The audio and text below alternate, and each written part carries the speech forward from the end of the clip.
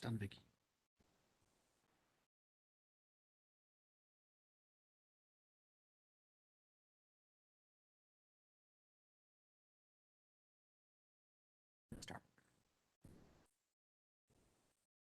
Good evening, everybody. We're opening up our agenda tonight for the town council meeting, Monday, June 28th. And it is 7 o'clock. So we want to start the meeting right now by acknowledging the Southington High School girls softball team. And although the girls are practicing because they're the champs and they want to stay there, right? So what I would love to do is have Davina and Michelle come on up. I'm going to ask Val if she would read the proclamation. This was presented at the banquet last Tuesday night. And I think it would be wonderful. And the athletic director, Mr. Steve Risser, Oh, please. sorry, Steve. Come on up. I'm so sorry.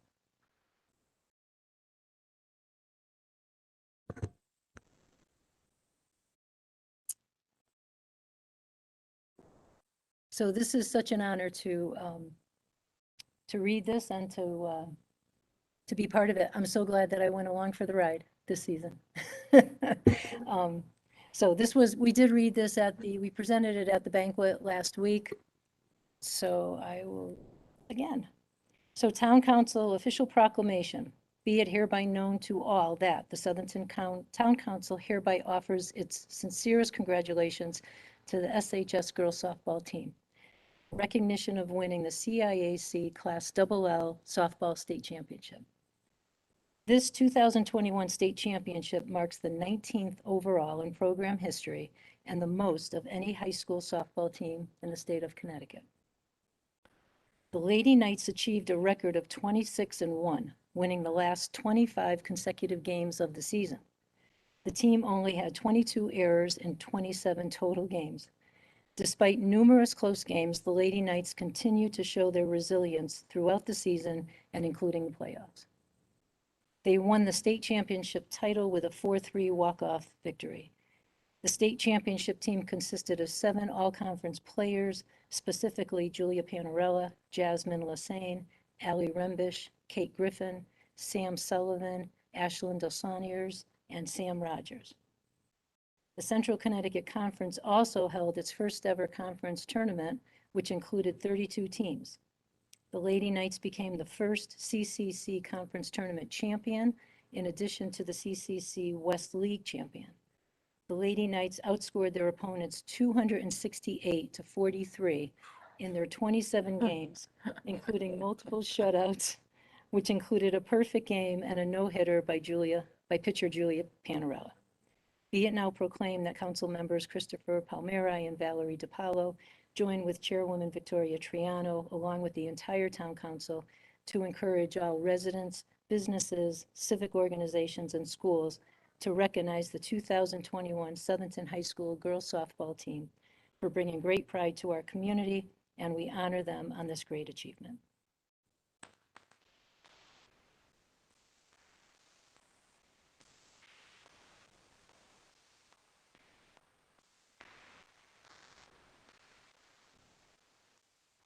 Incredible.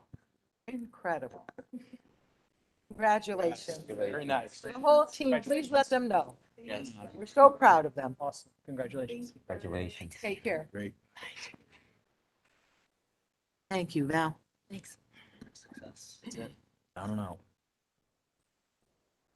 So right now, we're going to open up our public hearing, which involves an ordinance appropriating $16,900,000 for construction of a new library facility at 255 Main Street, demolition of the existing facility and related site improvements, and authorization and the issuance of $16,900,000 in bonds and notes to finance the appropriation. I would open this. Madam Chair, Yes, if I may, just a brief presentation will be made by the director, and then we'll open it up to the public, please. yes, absolutely. Thank you, Christy. If you could do that. Walter's going to help you. And the vice chair. Hello, Walter. I'm Walter Grover. Do I have to give my address too? Yes, we're gonna find you. Walter Grover, yeah. Everyone can come over, especially on November 2nd when the referendum passes. I am Walter, yes, come over. My name is Walter Grover. I reside at 2118 Meriden Waterbury Turnpike in the beautiful part of Marion. So tonight we are here after 25 years of discussion on and off about a new or expanded library.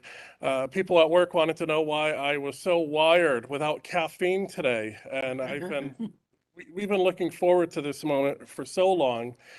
We really look forward to November 2nd. And let me just read off of this so I don't ramble on for a half hour and we can all go out and sweat. It's very hot tonight. So I joined the library board. My first meeting was January 2018. And after that meeting, we started working on looking at a possibility of a new or expanded library. Here we are 3.5 years later. We've done our due diligence. We've done our homework. We've worked with the council. We've worked with the finance board, planning and zoning, our planning committee, our library board, and several dozen citizens in town, putting together a fiscally responsible plan that will give us a building that it's long overdue, a building that we deserve, a building we can be proud of, that will last us for the next 50 years. And I'd like to thank the council. You all have been very involved in the last year and learning more about this.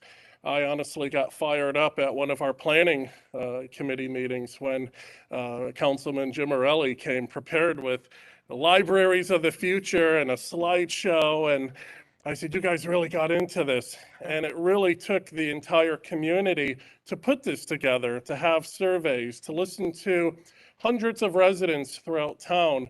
What do they want? Because I can try to come up with things, but I'm a library board member. What do the actual residents want? What do our experts in town, our folks who are involved in building, our folks that are involved with just a variety of expertise? And here we are tonight after 25 years of discussion, hoping to bring this to the vote, to the voters on November 2nd. And I just wanted to thank some of the people that have been involved in the last 3.5 years, along with our council. We have our library board, who is made up of our chair, Mary Baker. Unfortunately, she wanted to be here tonight and just couldn't make it. So she's been working hard for the last year since taken over as chair, and the last 1.5 years since joining our library board. We also have Fran Mead, Joanne Kelleher, Johanna Fergalak, Tina Riccio, Patricia Queen, Todd Chaplinsky, and Maureen Gagnon. I'd also like to give a huge thanks to our library board, or our library staff, who have been amazing, especially during this pandemic. Our friends at the library are always there for us.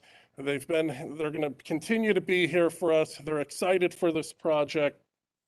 We also have people who have served our committees that include the planning. What else do we have? Our advocacy committee, board members who no longer serve. All these people have played a role. And what I love about this is we're in such a divided time in our history as a country. And I see everyone coming together on this project. This isn't a Democrat project. This isn't a Republican project. This is a Southington project. And this is something we can all come together and be proud of. So some other folks I just want to quickly thank before I have Christy come up here and give a short presentation. Terry Lombardi, Dave Donnelly, Eddie Pocock Jr., Brian Oblin, Jen Klock, Paul Mazzacaro, Erica Byrne, Jack Perry, Kevin Curtis, Heidi Bittner, Dawn Maselli, Diane Thompson, Dave Monty, Jen Maselli, McCauchy, Mary Ellen D'Angelo, Pat Kraut, Val DiPaolo, councilwoman who was a former board member and was vital in helping us put information together. Thank you. Kathleen Riley, Brian Williams, and Barbara Roberts. And the hundreds of people who have already stepped up. They want signs in their yards. They're excited. They want buttons. They're ready to vote yes. And the town is really rallied together for this project. So, and also a big thanks to the council again, our finance board, our planning and zoning, our community foundation of Greater New Britain. Everyone's coming together on this project, and it's been so much fun to work with and so rewarding. So I'm going to step off now before I get into another half hour, a huge tangent. Christy, come on up here. Christy Sadowski is our executive library director and has a short presentation for you and the town. Thank you. Hi, everyone. Thank you, and thank you for that rousing introduction. I know most of you have already heard the majority of what I'm going to say, but I just want to get some more information out there for the public who might be watching at home. I also want to acknowledge our architect, Jeff Hoover, who is available via WebEx should we have further questions. As you know, the Southington Library has been working on plans for a new building, a facility that might look something like this. We're proposing a freestanding building, 2 levels with a partial basement that will cost approximately $16.9 million and get us to 29,900 square feet. It is designed for the future of Southington and will address 5 major issues in addition to allowing library services to grow with our population and needs. Those priorities are expanded space for children and teens, meeting and work spaces for individuals and groups, acoustical separation for noisy and quiet spaces, a fully accessible and code-compliant building, and efficient building systems. Last time I was here, I was asked a little bit more about the demonstration of need. And as Walter indicated, people in this community have been working on this project for years, for over a decade easily. It has been identified in our strategic plans for as long back as at least 2009. That's as far as I could find. So I was asked if we could do one more survey after the pandemic, and since our previous data had all been from 2019, late 2019. So we asked 4 questions. The first was, what is the most important feature for a new library? And this was to just get an idea if people were going to say the same things that we thought they were. As you can see, bigger building, they wanted accessible, space for children and teens, larger, more meeting and program spaces. And the other big line up there is other miscellaneous, and that was basically any other comment that didn't fit in one of those categories. So it looks large, but it's really 38 different categories. The next question asked, it showed our 3 primary goals besides the building infrastructure and the code compliance and what those priorities were. I should mention we had 370 responses to the survey, and you could answer more than once. So in the top, in that teal color, you have the 3 priorities that we identified, and then below in the yellowish brown were write-in options, and they go along very well with the things that we've been talking about throughout this whole project. We also asked what usage was, what our community projected their usage to be like after the pandemic. Browsing for programs, attending programs, doesn't really seem like people are really changing their patterns too much. And finally, we asked if they had any further comments. And again, the same comments. ADA, bigger building to accommodate more books, expanded children's, expanded Friends Use bookstore, expanded programming spaces or multiple ones, quiet spaces. And a lot of people said that they wanted something that reminded them of Plainville or Wallingford, which are 2 of the newer libraries in our area. The building we're proposing on the main level, it will welcome the community to their library and will offer immediate, easy, accessible access to the most popular services, including the meeting room, elevator, stairs, circulation desk, and the beloved Friends bookstore. The layout is flexible and modular to accommodate our current needs and to be easily reconfigured as needs and trends evolve. The floor plan is designed to work mostly within our current staffing level and still provide readily available assistance to all. We've addressed acoustical separation by dividing quiet spaces and louder activities into separate areas. In this diagram on the left, the teal indicates a collaborative wing with a variety of meeting spaces, including several small areas for group work, tutoring, and meetings scaled for various size groups. In the bottom, in the darker teal, is a program room with external access for after-hours meetings. And there's also a dedicated create space where we can hold and promote maker programs and offer shared equipment. On the right in yellow, we have marked areas for traditional library services, those seeking quieter, less active pursuits, which will include a dedicated quiet study room, computer access, and a separate area for the senior population that we will be tuned to their needs. Quick little summary for those following at home. The upper level is going to be a family level in contrast to the main level. This has the children's and teen areas, and our intent is to make this a great resource for Southington families. Teal identifies the large children's space, which includes a dedicated program room for story time and other events. There are several activity spaces scattered throughout the area for children and their families, including computers, group study, and play. The separate teen space in yellow on the left includes group study spaces as well as hangout space to keep teens engaged and safe. The upper corner there is going to be in white is mostly administrative spaces. The partial basement will not be a public space, but will instead be used for storage and mechanical equipment. There is expected that there'll be a mechanical equipment on the roof. Although we're offering more building, we're anticipating an increase in the efficiency of our systems in hopes of keeping our energy consumption level. Concept renderings of this plan have been done to help visualize what the facility might look like. We want to emphasize that this is just a preliminary concept, that should this project move forward to referendum and then move forward after that, a building committee will come together to create what will actually move forward for the new library. The goal here has been to create a design that represents the community aspirations of Southington, to offer a forward-looking representation of our future while representing our past. Our approach has been and will be to design the building to meet the budget while meeting the stated needs of the community and provide the best possible library. The total cost shown here includes construction, demolition, hazardous material abatement, site development costs, escalation and contingency allowances, and project expenses, which are further broken down in the second column, which will include design fees, test borings, moving the library, furnishings, and other testings. Approximately 1/3 of planned spaces are new. You can see on the left column, those in red are spaces that just do not exist in our current facility. And that's kind of it. Can I answer any additional questions? Just back up. It's Christy.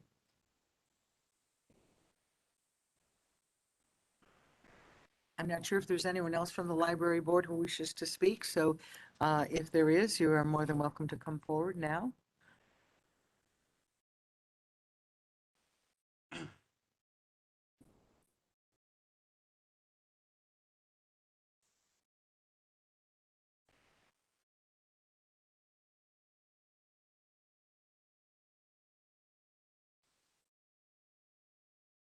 Good evening, Joanne Kelleher, 861 Savage Street in Southington.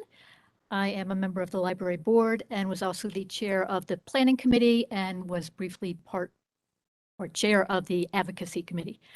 I would like to echo Walter's thank you. There are a long list of people who have helped us move this project forward.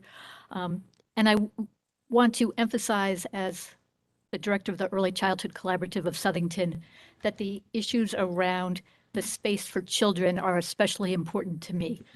There are children here in town who are not in a formal preschool program, and the library is the place where they go to have exposure to other kids and to programs. And the planning committee really spent a lot of time designing a enclosed space so that the children and their parents or grown-ups can meet together, can have dedicated program staff where there's enough room for bookshelves that are not 6 feet tall because young children cannot reach the books at the top of the shelf or even the middle of the shelf currently, where the parents don't have to worry about the kids running between the stacks and out the door into the parking lot, which is currently an issue, and where there are actually chairs for the grown-ups to sit on. Pre-pandemic, there were only a couple of chairs for the grown-ups. So that is one of the issues that's really important to me with this new library project. So again, I want to thank you for your support, and I want to thank everybody who has supported this project moving forward. I'm going to now open it up for anyone who wishes to speak in favor of this referendum going forward. So if you are here and you want to voice your approval of this project going forward to us, you may please come to the podium now, give your name and address, and we will listen to you.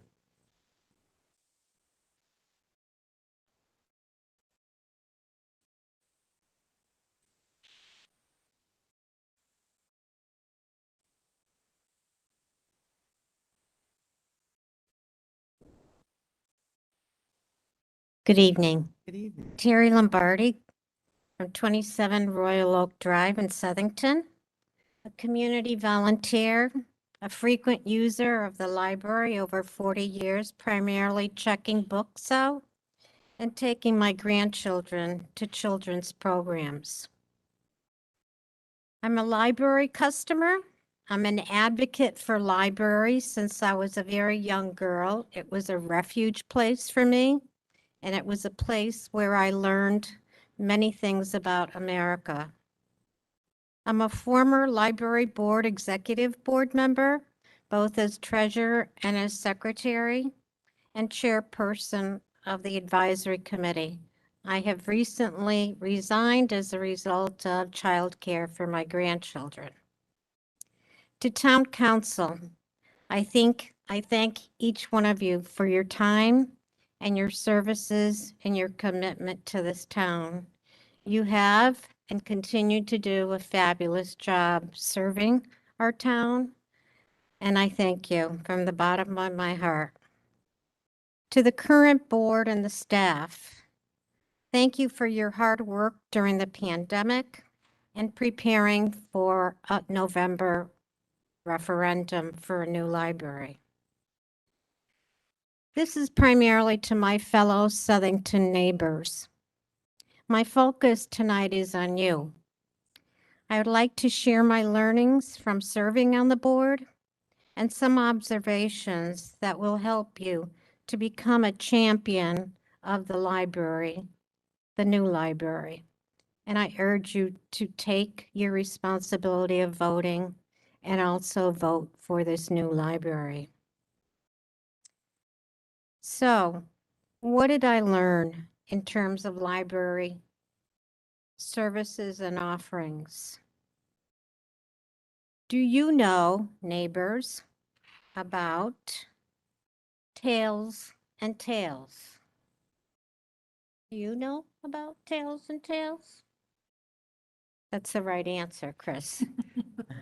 No, it's not tattletaling. Do you know about hoopla? No, it's not about hula hoop. Do you know about take and bake? No, it's not shake and bake. It's take and bake. Do you know about one-on-one services? That is reference services. The library is filled with tutors from Monday through Friday. Often you can't even get a seat. Did you know that? Did you know that we have a museum pass program? Free passes to museums in the state of Connecticut. Did you know there's something besides Netflix? It's called BookFlix. Did you know about mango? Yeah, you probably eat it now. It's on sale for 49 cents each at ShopRite. But it's about learning a new language. Did you know that the children's play area is the size of my walk-in closet with no window? There's no social distancing there. And did you know about book clubs? If you're not aware of all these top 10 items, please visit our library, and that goes for all of us, to find out what the offerings are. To be honest, I didn't know either. Another major learning once I became a board member. Don't be fooled by what you see on the outside, because on the inside tells a different story. There is an additional priority that I ask the staff to add to their communications and highlight to our Southington neighbors. Beyond quiet space, enhancing children's area, community meeting space, meeting fire code, and access to our disabled citizens, we need to fix the failing infrastructure elements, the heating, the cooling, the plumbing. They are in disrepair. And the elevator has been unoperable this past year. I can't tell you how many times. I encourage my neighbors to pay a visit and learn about the services of our library. Despite these building deficiencies, the staff makes it work. I never knew of the state of the building nor its services until I was on the board. Please, Southington neighbors, get out and support our new library. And thank you very much for your time, council members. Thank you, Terry. Anyone else? Speaking in favor? I see many people here who've come, and your presence speaks volumes. However, I do want to, I'm going to close this part down, and I'm going to open it up to anyone who may be wishing to speak against this referendum at this time. If there's anyone here who wishes to speak, please come up. And name and address, please, for the record.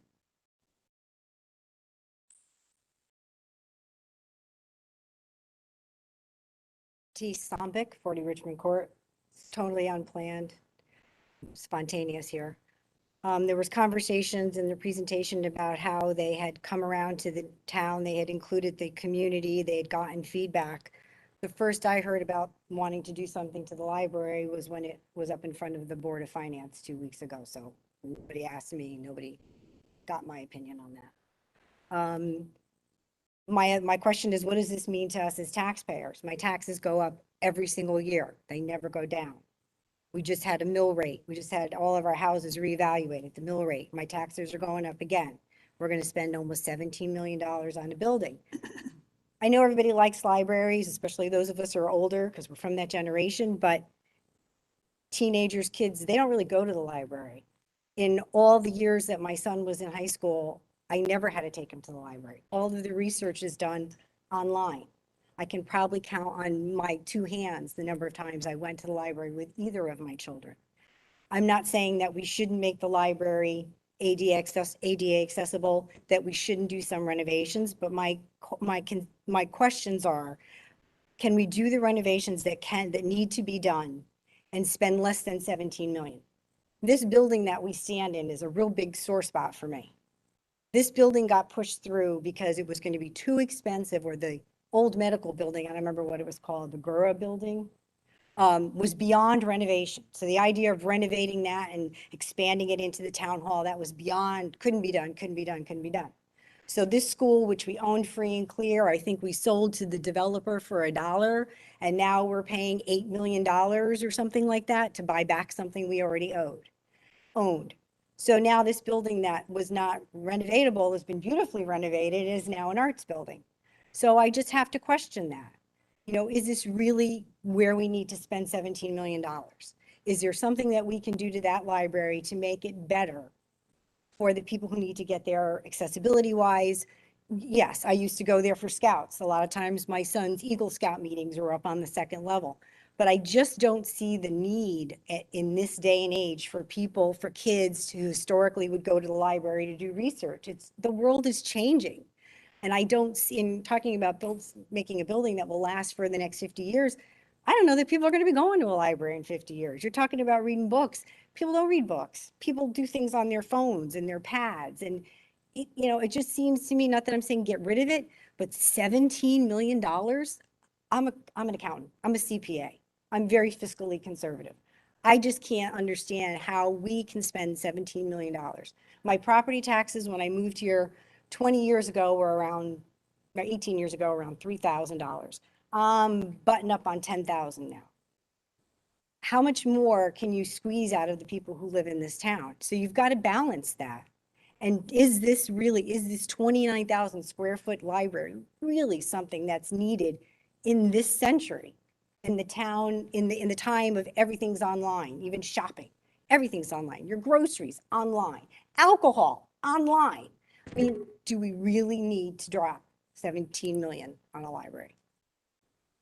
Thank you very much. Did you catch the speaker's name? I just want to make sure. Okay, very good. Valerie knows everybody. Thank you very much. Anyone else wishing to speak against this referendum? So hearing none, does the council have any comments or want to say anything before I close down the public hearing? Okay, hearing none, I'm going to close down the public hearing right now. We will be taking it up later on in our regular meeting. And we are going right into our regular meeting for the evening. So, Madam Clerk, would you call the roll, please? Valerie DiPaolo. Here. William Dietzig. Here. Tom Lombardi. Here. James Morelli. Here. Christopher Palmieri. Here. Christopher Poulos. Here. Paul Chaplinsky. Here. Michael Del Santo. Present. Victoria Triano. Here. Let's all stand for the prayer, followed by the flag salute. Most Heavenly Father, may you continue to bless and keep Southington and her people. May you direct and lead this council in all her endeavors as we seek to do what is right and just for all people. Amen. Amen. Would you join me in the flag salute, please? I pledge allegiance to the flag. Stands one nation.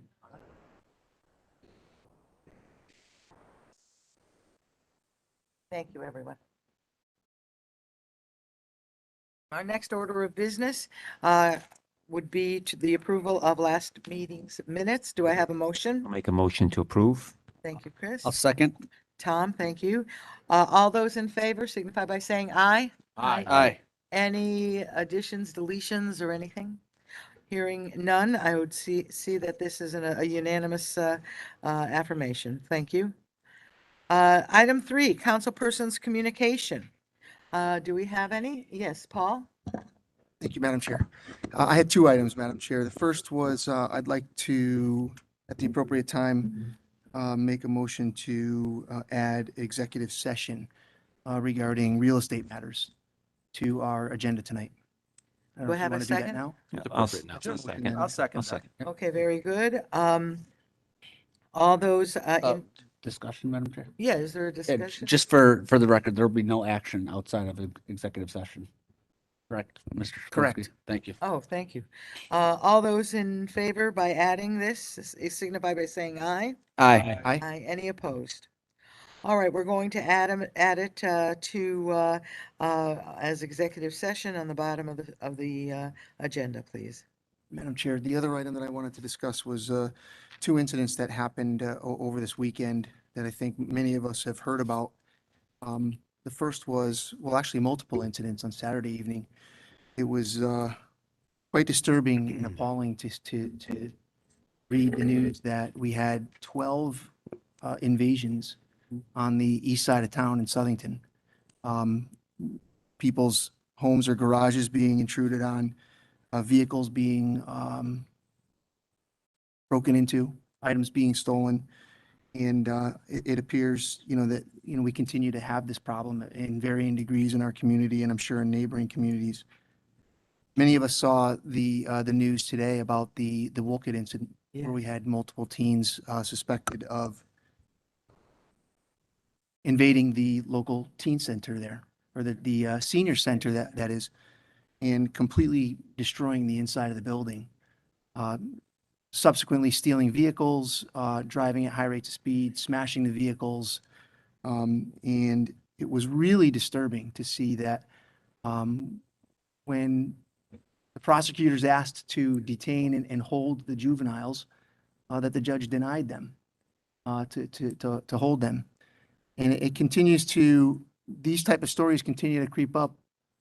And I'd like to ask, Madam Chair, for us to revisit our topic that came a couple months ago that for a variety of reasons, we had to push the matter to a little bit later than we had liked timeframe. But I'd like to ask our legislators, Madam Chair, with your approval, to come to a meeting or hold a meeting where we can have dialogue with our local legislators and ask what they are going to do to help us.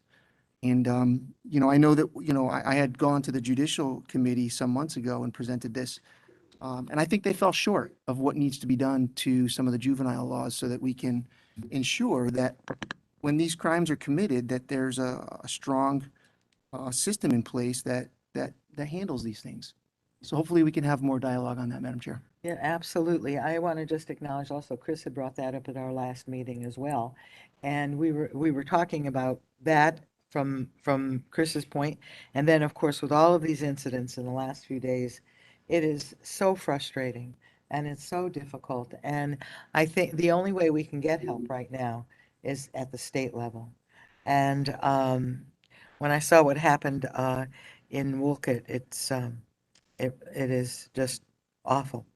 So if that's all right with everyone, we only have one meeting in July. And I don't know if they're all available. I want to make sure that Representative Lenahan and the rest of our representatives are available, because there's no point in having something if all of our legislators are not here, because we want some help. And hopefully we can do that. So I was hoping that perhaps we could do it at the beginning of our meeting in July. I don't know if anybody's on vacation at that time. I want us all available for this as well, because I think it's so critical right now. Our citizens are crying out for help, and it's so frustrating that we can't offer them anything.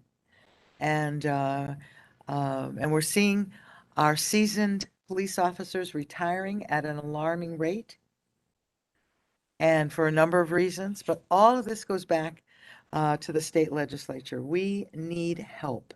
And so I'm going to just put it out there. I'm not going to put it on the agenda until I speak to all of you to see if you're available for that meeting in July. I'm also going to contact all of the our legislators and as well as our senator and see if we can get them all here. That is going to be very, very important. And so is that all right with anybody? Anybody else have anything? July 12th. It's on July 12th. Madam Chair, I am going to be on vacation. Oh, you're on vacation at that. Madam Okay. Chair, I'll just add to that perhaps we would want to identify 2 or 3 dates and put out more than one date, because I think whenever we put out one day, we got 9 people here, Yeah. plus another 4 or 5. So So it would be a special meeting then, Chris, if we did that, because we're only having a town council meeting once. So if, well, let's dialogue about it further this week and the beginning of next week. And whatever we have for a consensus, we can Mark, do do- you have any ideas? Yeah, Madam Chair, what we could do is obviously get a consensus from the council first, and then Kim can send out some Invitation. correspondence tomorrow and see what we have available. If it's a special meeting, that makes it easier, because there's only, like I said, the 12th, then you have your meeting in August, and then you have your 2 meetings in September. But if you want to do it in July, then it will be a special meeting. So we'll try to I figure just out think a it's date. so important that we get together to talk about this and see what we can do to work collaboratively with our legislators. Just a question. I know in the past, when there have been counselors or issues with dates with scheduled meetings, that we've shifted the day of the July meeting. Can we just, in lieu of creating another meeting, maybe shift the date and then not have the July 12th meeting? Well, I'm not opposed to that necessarily, but it really depends on everybody. If we create something that's more Yeah, I see what you're saying, yeah. haphazard. I thought you were saying that. I thought you were saying instead of July 12th, set up a time that Another everyone July could be meeting. here. Yeah. Okay, yeah. So, but I wasn't necessarily saying that it would be our meeting. It might be an additional meeting Special meeting. or Yeah. a special meeting. The only reason we do one meeting in July is so we give the council plenty of notice when they schedule their Mhm. summer vacation. So Right. unless it's an issue, that's fine, but normally the 12th would be when you guys would avoid that. But if we move it around, then it's going to hit other people if Mhm. you're going to vacation in July. So maybe we just, instead of trying to piece it together tonight, because obviously we'll pick a day with Kim will give the correspondence and we'll list Mondays. We could just list Mondays that are available in July and see if everyone's available on one of those. I have no problem moving it, the council meeting. Right. I just want to make sure I don't then now inconvenience somebody else who had planned their That's right, schedule around exactly. not doing that day. So But yeah, I don't want to do that. we will tackle it this week and the beginning of next week. Anybody has anything for this? Then I want to thank Paul because Paul, you have been very much at the forefront of this for months. And even going up to the legislature, being part of their hearings. And so it's just, it just doesn't seem to change. And so we are looking for something that we can work with our legislators on and give them facts and figures and all of that. So let's do that, all right? So this week and the beginning of next week, we'll figure out a time. We'll send out different dates to see if everybody can be there, and we'll do it as fast as we can. I think it's very important that we get together soon. Very good, thank you. Are there any other councilmatic communications? Yes, Chris? Yes, I've all good news items. So, first of all, I had the pleasure of attending graduation with Councilman Chaplinsky this year. So just a shout out to the administration for being able to, instead of having 4 ceremonies this year, bring it back to one major ceremony outdoors in the field. So it was a great event. The weather was great. So congratulations to all our graduating seniors from the high school, and we wish them best luck of wherever they decide to do next year. Just another shout out. I've had the pleasure the opening 3 weeks to attend the drive-in as a volunteer with different civic organizations. So once again, happy to have that available for our community again this year, and just a huge shout out to all the organizers for all their work to provide the drive-in services and our civic groups for volunteering their time to man the drive-in. Vicky, you and I had the pleasure of attending the Y annual dinner last week. And just want to give an extra shout out, and on behalf of our entire body, Vicky and I had the pleasure of presenting council citations to the Youth Leadership Award, which is Mary Miller, the Youth Development Award to the Rotary Club of Southington, and of note was the Playscape at Memorial Park that was mentioned again. The Healthy Living Award was given to Bloom Yoga Fitness Studios. The Social Responsibility Award was given to Main Street Community Foundation. And the YMCA Person of the Year this year was Tim Cannellan. So, of course, we wish him the best on his retirement. So congratulations to all the honorees that night. I also, been a while since I talked about steps, so I'm going to share with all of you. This was a little booklet that was given out to all in attendance, and just to share with the community. We're just talking about some of the successes, and if you're not familiar, STEPS is a substance use prevention coalition specifically for our youth. So some of the highlights: tobacco use on a national average is 6% for underage. This is in the past 30-day use, and in Southington it's 3%. Of course, we don't want it to be 3% either, but it's better than the national average. Prescription drugs, the national average is 7%. Again, Southington is 3%. Marijuana, past 30-day use on the national average is 22%, and in Southington it's 12%. And alcohol is 29% on the national average, past 30-day use, and in Southington it's 18%. So obviously there's still work to do, but we're very proud of the work we are doing in our community to protect our youth. And then finally, it's my pleasure to announce Southington Public Schools. We have announced the Teacher of the Year this year, and it's a teacher at Oceana Elementary School, Sandra Chavez. She is a 5th grade teacher there and has done great work for the community. And we're very proud of her and just want to give her a shout out and acknowledge her being selected as the Elementary School Teacher of the Year as well as the district-wide Teacher of the Year. And I'd also like to shout out to Mrs. Tina Riccio, who is the Southington High School Teacher of the Year this year as well. So we have such fantastic, phenomenal educators in our community, and we're very fortunate to work with both Ms. Chavez and Mrs. Riccio. Terrific. Good. Good. Anybody else have anything? Oh, yes. So I just had a few things I wanted to report on. So I had the pleasure to attend the community information session for the Martin Luther King Mural project at Soca. And there were almost 100 attendees, either in person at Soca or virtual. So it really was just a great kickoff to the event. And this is something that the Rise Up organization is really looking to have community input from Southington so that our residents can determine what kind of a mural that they would like in Southington. So any residents that are still interested, there's plenty of time to get involved.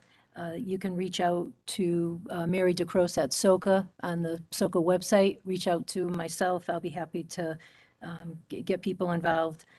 But it was just really a nice kickoff. Now, to the event. on all the publicity on that, it says that Southington was selected. Could you tell me who selected us, who put our name in? Well, the Rise Up organization, Mary worked with the Rise Up organization. So she put Matt Conway. Southington in. So she puts the name in, they look at everything. They're looking to get 39 towns. I believe they're getting close to that number. And the reason for 39 towns is a mural in each town for the number of years that Martin Luther King, he was assassinated at the age of 39. On Juneteenth, there were, I want to say 4 or 5 murals that were unveiled. West Hartford has just an incredible, I saw pictures of it, just an incredible mural. And some of the other towns were all unveiled that day. And so what Rise Up is looking to do is to have these murals unveiled leading up to Martin Luther King Day this coming January. Great, thank you. So, Yeah, ahead. anything else? yes, I wanted to, and Joanne Kelleher is here tonight, so I thought that was perfect. Joanne had sent the council an email on Sustainable Connecticut. And I started to look into it. I had looked into it when the Martin Luther King Mural Project had come up. Sustainable Connecticut is an organization where they provide matching funds to the community. So 121 towns already in Connecticut have registered with Sustainable Connecticut. There's no fee to register with them. There's a little bit of work to do as far as the council would pass a resolution to register. We would have to have a contact person, have a small committee, which could be a committee that we already have. We don't have to change the name of that committee. But what it does is once we're registered, any resident, any nonprofit, any school, library, any group can apply to get matching funds for a project. And so these projects have to do with everything. You know, it could be dealing with a pollinator garden, planting trees, open space, educational programs. It's just a whole range of different projects. So I did a little bit of research on it, and I'm just wondering if it's something that we really should look into. I'd be happy to work with, take the lead on it and see if that's I would something we like to could know consider. much more about it before we start to appoint a committee or subcommittee on. So we all got Joanne's note, so we'll see if there's other interest. Okay, Thank all you. right. Thank you, Madam Chair. Chris? Yes, thank you, Madam Chair. Just, I wanted to quickly echo Councilman Palmieri's congratulations to Sandra Chavez. My children go to Oceana Elementary School, and she's just a superstar. You might recall from previous meetings, we were proud to honor, and we did in person as well, the kid governor who is from Oceana, fifth grader from Oceana School, and that's her teacher. That's the person who has coordinated that program and brought Southington in contention to have actually a kid governor from our town. Beyond that, just an extraordinary public servant who teaches her children not just the lessons of reading, math, and writing, but about how to be a young, good citizen. And that's what we need in our community, and that's what we celebrate. So that's great news. I had one other item that I wanted to share. I've been following as closely as possible. End of the school year is busy for me. The legislative session, and with interest and little apprehension, the passing of the recreational marijuana bill. And as I endeavor to learn about that legislation, it's my understanding that municipalities are going to have the authority to make the decision as to allowing for dispensaries in those towns or not. And, again, I have a public school teacher hat on. I have participated and learned a lot from the STEPS program in our town. We've made great progress with that program in terms of awareness with our children, and we don't want to take a step backward. And so, one thing I want to throw this out there, but I'd like our council to consider a resolution or some sort of statement that says that, we abide by the law, and marijuana is recreational, and people can use it, but we don't want dispensaries in our town. And I know there's regulations that planning and zoning considered about the medical dispensaries, and so that might be a starting point. But I would like this council to, and I'll come to you because I'm on summer vacation now. Anyone on this council on either side, to start to consider language and regulations that to that end. And It's funny you brought it up because I have it on my list too to talk about. I want to just say that, and we have two members prior members of planning and zoning that were there considering medical marijuana. Is that correct, Paul and Mike? Right, Madam Chair. Southington was the first town in the state, and Jim as well. We were the first town in the state to get ahead of it. And we strengthened our regulations to ensure that these dispensaries were not going to be in areas near schools or areas in places of worship. We were on the forefront. My thinking is this, so I recall that with the medical, we had two applicants for dispensaries, and there was a community reaction, a reactive approach.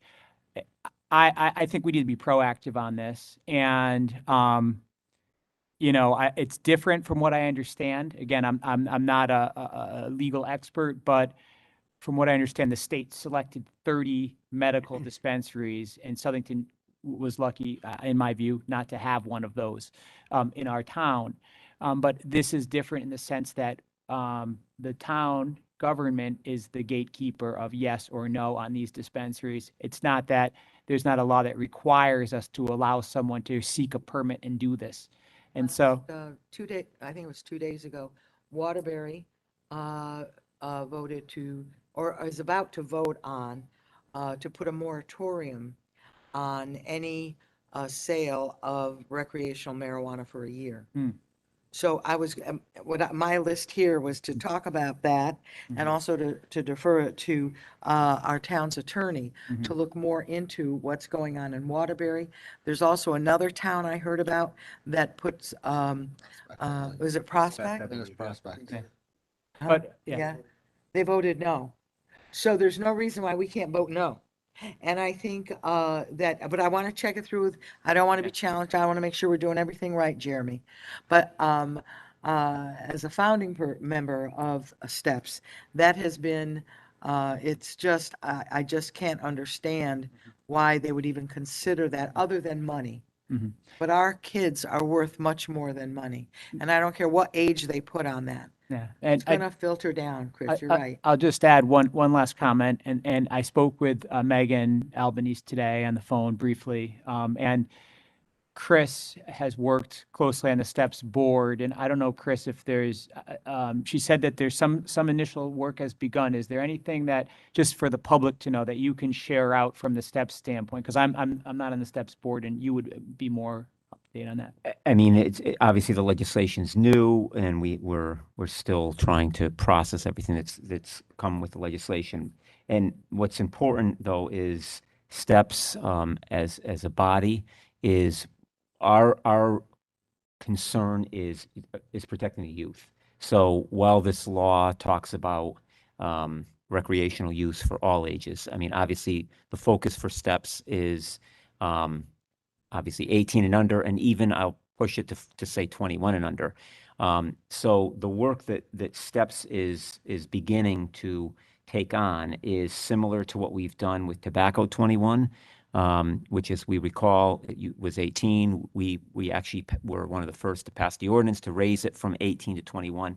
The reason our concern from 18 to 21 is 18-year-olds potentially are still students in high school, and there are siblings and there are children at the middle school level, and that's how things get passed down to the youth. So the work, as Chris, you said, the law is the law, but is education and making sure that everyone is aware that the enforcement is for age 21 and over, not to be purchased or used underneath that.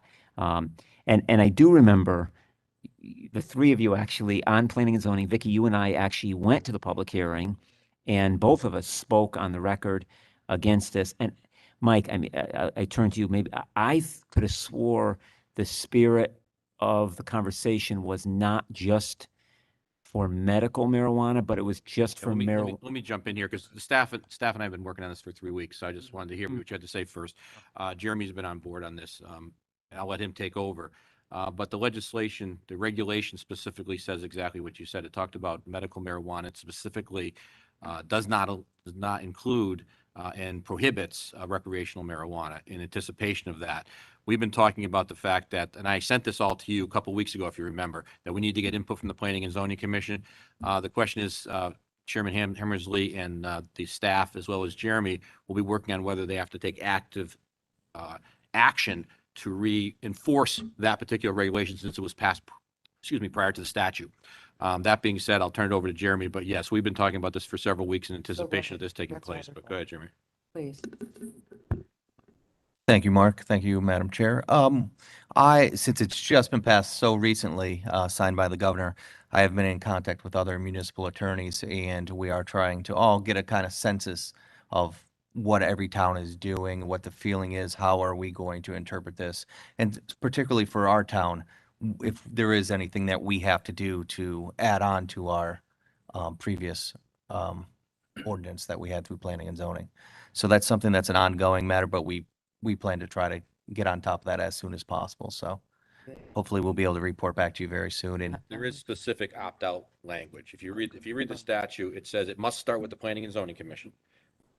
Zoning Commission gives its opinion. Now, ours is already on record, not this particular commission, several commissions ago. So that's why we think we may have this commission once again look at the current regulation which prohibits it, re-vote on that, and then it moves on to here. It does not start with this board. It starts with planning and zoning under the opt-out provisions under the statute.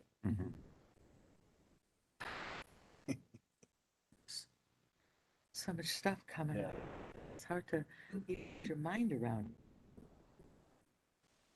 Right, and can I ask, so the ordinance that's in place is medical? It's a That's PCC the- That's going to regulation. be Yeah. that's going to be the sticking point, right? Well, That what you're looking to determine. It said, medical marijuana is allowed by statute. As the councilman said, they pick certain areas. Before they picked those areas, the Planning and Zoning Commission, I was the town attorney then, we got on board with the vice chair, I think, at the time, wanted to get on board ahead of it, and we got ahead of it. But during those conversations, the issue came up about, well, what if they ever make it go beyond that? Because there was, obviously, many states had recreational marijuana, even when we were talking about that.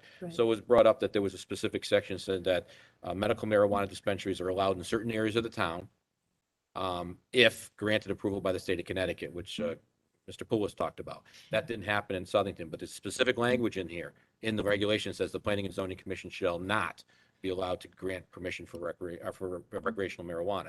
The question becomes, Val, is this, because the statute comes after the regulation, do we then have to bring that regulation back up again, re-vote on it, and then? That's my then- question. Right. Reiterate That's- it. Okay. Right. That's why we pay him the big What you're bucks. looking, okay, all right. Okay. Get the big bucks, Jeremy. Can I make a quick comment? My recollection is that when we discussed that as a Planning and Zoning Commission, we were able to limit the available spaces that they could even apply for. The areas. Because of the location and proximity to schools, churches, et cetera. And so it's difficult to even find a place, make an application for a medical marijuana. And we also made it very clear that they could never convert those to recreational. That was the discussion. That's the regulation. But the opt-out requires two provisions now. It requires planning and zoning and the town council, both must act after full public hearings, if I remember. But the town attorney has a great handle on it, and I'm so glad all of us are kind of, Chris, you brought it up tonight, but I had written notes down about it and you guys were already working on it. And you guys worked on it 4 years ago in Like a anticipation. well-oiled machine. Okay. Anything else? I have one. Madam quick- Chair, I have one Yes, very go quick ahead, thing. Michael. We are in the presence of greatness this evening in these chambers, and to be remiss without mentioning, we have Mr. Andy Mead sitting in the audience. He's one of my favorite people. And Mr. Mead has served this town graciously for over 30 years up in this dais as a town council person. Not in this room, it was over at the town hall, but it's always a pleasure to see Mr. and Mrs. Mead. Don't want to forget Mrs. Mead, of course. Mr. Mead is one of my favorite people, and it's just to have him here is great. substantially longer than 30 Mr. years. Mead had to Well, yeah, mentor me close to 40 years, when I right? first came on the council. That's right. Poor So, Andy had to do. always a pleasure to see you, Mr. Mead. Very good.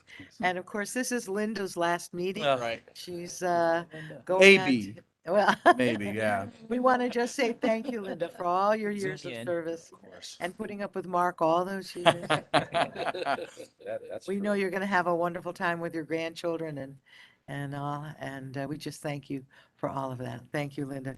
Yes. I have one quick thing, and that is that I also had the privilege of attending the Rotary Convention, which named our local Joanne Alfieri as governor of Rotary for her term. And it was quite a festive evening at the Turf, two nights in 1 week. I don't know.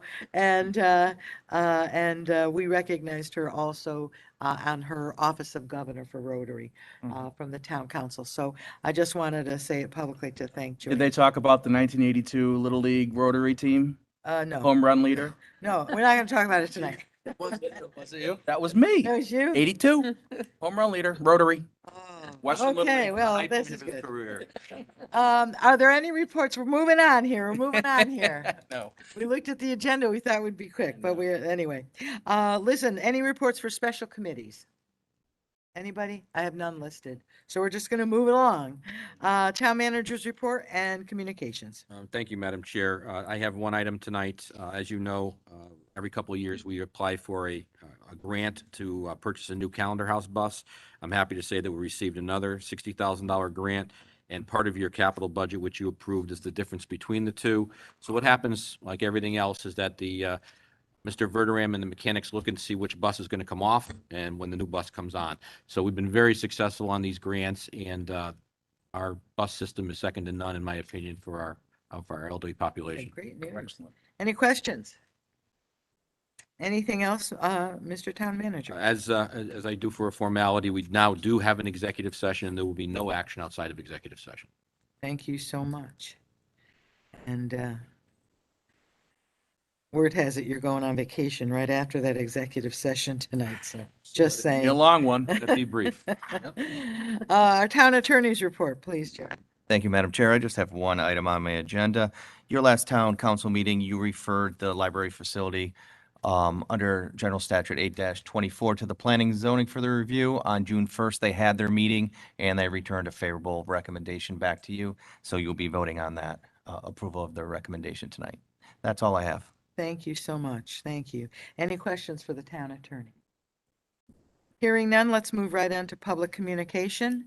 I would just want to say before anybody may come up and address us for 5 minutes on any topic you would like, but I do want to mention that we did receive a couple of letters in favor of the library referendum, and those will be included in our minutes for this meeting. I want to do that. Is there anyone here who would like to speak during public communication? Mr. Urso, you don't want to? No. Just wondered. Okay, I'm going to close off public communication.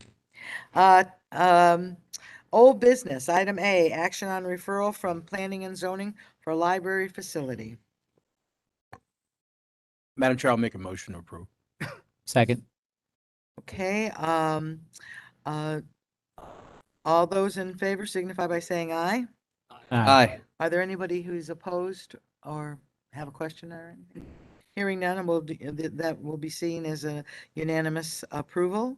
Item B, action on public hearing and setting a date for the referendum. Madam Chair. So moved, Madam Yeah, Chair. Madam just Chair, one I second. know that this is a formality, but could I put the motion? Yes, And then please. someone could accept that Yes, motion. please. The motion would be moving forward with an ordinance appropriating $16,900,000 for the construction of a new library facility at 255 Main Street, demolition of the existing facility and related site improvements, and authorizing the issuance of $16,900,000 bond and notes to finance the appropriation, and to schedule to the public for a public vote on November 2nd, 2021. Thank you, Mark. And so Val, I think you spoke up first. Yes, I'd love to move that motion. Okay, do I have a second? Second. Oh, thank you, Chris. Let's take a voice vote on this, please. Madam Chair, could I discuss? Yes, of course. I'm sorry. So I voted yes to send the library for the 824, voted yes to send it for a public hearing. I'm also going to vote yes to send it to the referendum. But that doesn't reflect my personal opinion on the library. I am concerned about the price tag. And if a referendum fails, percentage chance for getting passed a second time decreases hugely. So I just hope we got it right with the price tag, because I do think these things have to be taken in context of what goes on with the rest of the town. So I do have personal concerns about the price tag of the library, but I will vote yes tonight. So it does have the imprimatur of having unanimous passage through this board. Okay, very good. Madam Chair. Yes. Yeah, I'd also like to comment that we've been discussing this for many, many years. I remember it must have been 8 years ago, I sat down with Fran Mead and Sue at the library at the time, and I toured the facility, and I think we all are well aware of the condition that the building is in. And we've heard other comments about this is too much money, why is it needed? And I think the library board has done a fantastic job of getting the information out there, and that's our job, is making sure that the information gets out there and every voter has a fair say on the matter. So I think we're definitely doing the right thing by pushing it forward. It's well overdue. And after tonight, it's up to the voters to decide where it goes from here.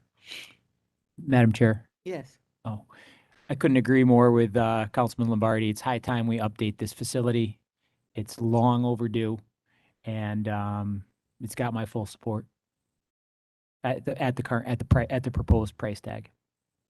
Chris. The other point, I just want to thank the public, members of the library board again, for your patience. This was supposed to have been last year. It got pushed back several times. Most recently, it was supposed to be last year, and obviously with the pandemic, we took that into account, the impact on the entire community. So we did push it back another year. As a result, we pushed back future referendum dates as well. So first of all, thank you to board members here, and thank you to residents for understanding why we felt the need to do that. The other thing that I think it's important to discuss is the price tag. We went back and forth over this. This body went back and forth over this quite a bit. And the worst thing we fear is to spend so much money on a library referendum and have it not be sufficient for the next 10 years, even 20 years. We know how long it's been since the last work has been done in the library, so we want to make sure it's done right. So this was the price that through the work from the architect that came before us, we felt would be able to do the job right. Not a Cadillac version by any stretch of the imagination, but yet do the work that needs to be done in that building. Thank you, Chris. Anybody else? We're just checking something out. I don't know if there's anybody we didn't acknowledge, and Paul just sent me a note, and he's so right. We didn't acknowledge anybody who was on the computer, remote participants during public communication. I want to just give them an opportunity before we take this vote, if that's all right with everybody. Let's just see.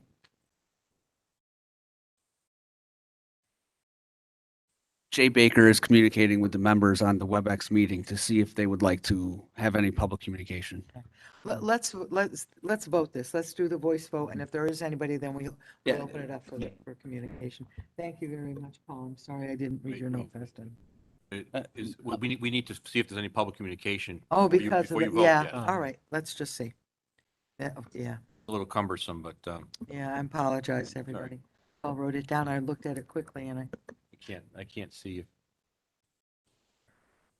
There's two residents on the Okay. call. One of them's me. And one of them is actually the architect. It's not me. Chris. Oh, one is Chris and one's the architect. Right. So the chance of them speaking against it, so Jay, we don't Covering have all of us. anybody, I right? already made my comment. but I'm happy. Thank you, Mr. Lombardi, for covering that. That was Yeah, actually good. I apologize, And- just and- make sure. And I think, We're all set? should we also, Okay. should we also clarify that this is the last meeting where members of the public will be able to communicate via WebEx? Is that true, Madam Chair? Yes. Well, Due to the yes, state? this- Yeah, what we're governor's doing is orders? We're going back to, obviously WebEx is no longer necessary. We're going to be scanning. Obviously, we're going to be live streaming like we did before, and we're in person. So, Okay, Very and as you can tell by the last few meetings, it's become less and less popular. right. Thank you. Okay, we have item B hanging. So, Madam Clerk, would you call the roll for this? The motion is the action on the public hearing and setting the date for the referendum for November 2nd. Mark read that into the record, the actual referendum motion. Go ahead. DiPaolo, Yes? Dietzick, Yes. Lombardi, Yes. Morelli, Yes. Palmieri, Yes. Pulis, Yes. Chaplinsky, Yes. Del Santo, Yes. Triano. Yes, passes unanimously. So you're going to have a referendum on the 2nd of November. All right, continuing on, item C, action on the Calendar House, section 5310 Motion. grant application. Motion to approve is presented. second that. Thank you, Chris, and I'll second that. and Madam Mike Chair. Sure. seconded it. All those in favor signify by, do we need a voice vote on this?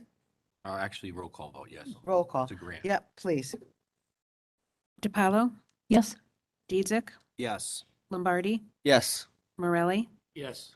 Palmieri, Yes. Pulis, Yes. Chaplinsky, Yes. Del Santo, Yes. Triano. Yes.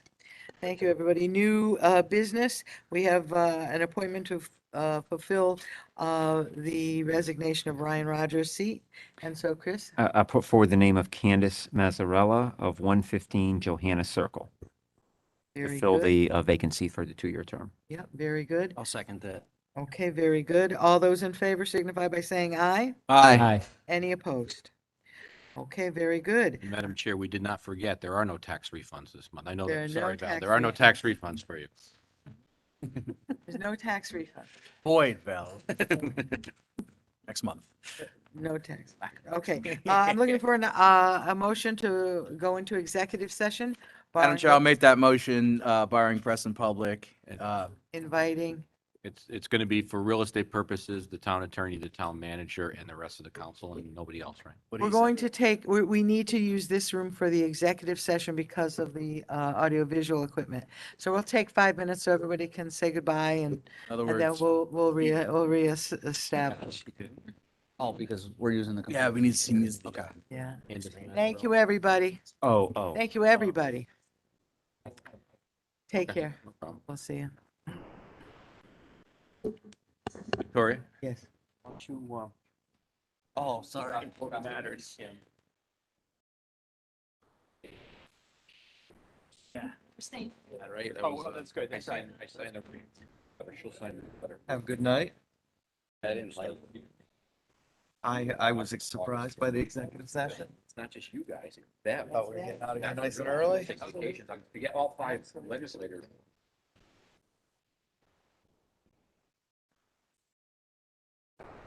Linda, Shane reach out to you? Okay.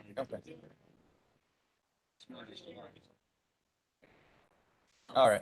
I had to leave early to rescue the kids from Camp Sloper. It was so hot today. Yeah. Yeah, we're fine.